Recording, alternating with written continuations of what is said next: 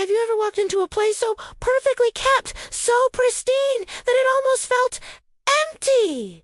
I remember this one, Mosque. It was beautiful. Truly a masterpiece of architecture. The carpets were spotless. The calligraphy on the walls was breathtaking. And the sunlight streamed through the stained glass windows, painting rainbows on the polished floors. But there was something missing. It was silent. An almost heavy silence.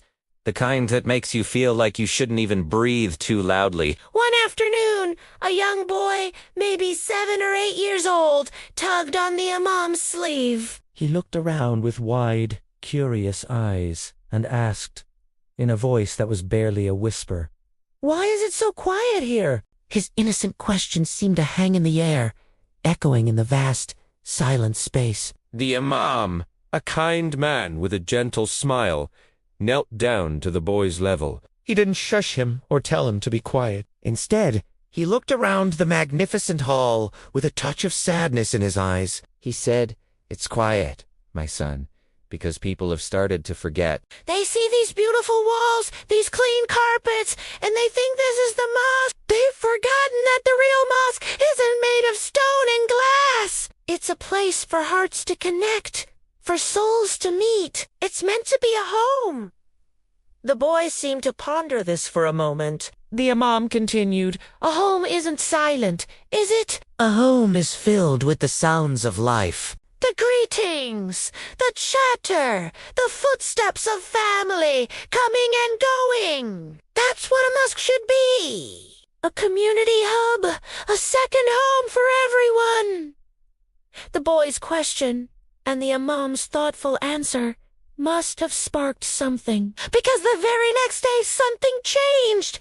It started small. The boy came back, but this time he brought a friend. Their small footsteps pattered across the carpet. Then a family arrived, their little girl giggling as her father chased her playfully before prayer. Soon, more children came. You could hear the soft whispers of "Assalamu alaikum" being exchanged between strangers, followed by warm smiles. After prayers, people didn't just rush out. They stayed. Groups of elders sat in a circle, sharing stories and drinking tea. Young men gathered to discuss their studies and help each other out. Mothers watched their children play in the courtyard, their laughter becoming the new soundtrack of the mosque. The silence was broken, not by noise, but by life. The quiet, beautiful museum had transformed into a vibrant, bustling home. The air, once still and heavy, now buzzed with warmth, with connection, with community. It was an amazing thing to witness. The mosque didn't become less holy.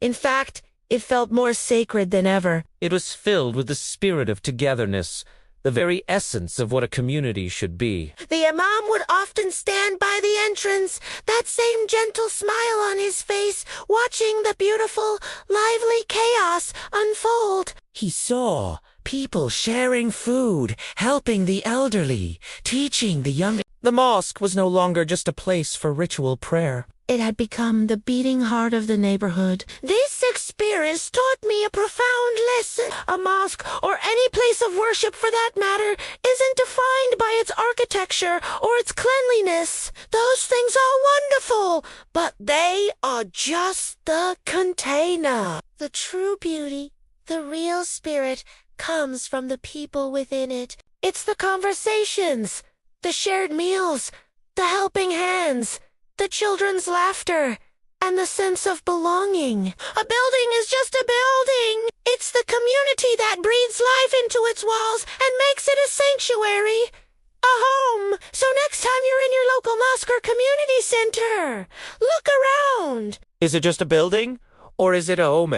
Maybe all it needs is for someone to break the silence with a friendly greeting, a shared story, or the joyful sound of a child's laughter. Because mosques live and breathe through people, not just through their magnificent structures. Thanks for watching. If this story resonated with you, please like, share, and subscribe for more reflections. See you in the next one.